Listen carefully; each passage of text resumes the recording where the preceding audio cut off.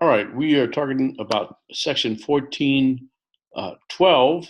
That is the quality of sound. And we're still on beats. There's quality of sound. Let's move this off.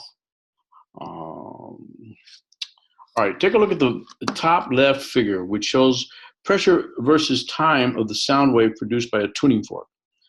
The middle figure is from a flute and the bottom from a clarinet. Each plays the same steady note. Notice how the instruments produce complex waveforms, but also that the waveforms in each case are periodic.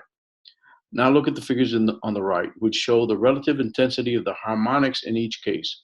The tuning fork emits sound only at the frequency of the first harmonic. For the flute, part of the sound consists of a vibration at the fundamental frequency, and even higher intensity is contributed by the second harmonic.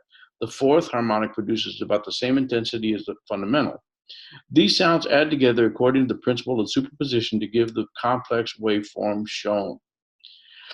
The clarinet emits a certain intensity at a frequency of the first harmonic, about half as much intensity at the frequency of the second harmonic, and so on.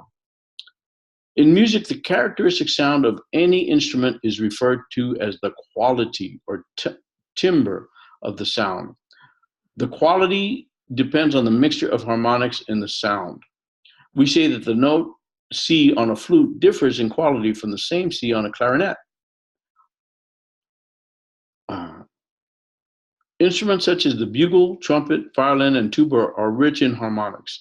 A musician playing a wind instrument can emphasize one or another of these harmonics by changing the configuration of the lips, and so can play different musical notes with the same valve openings.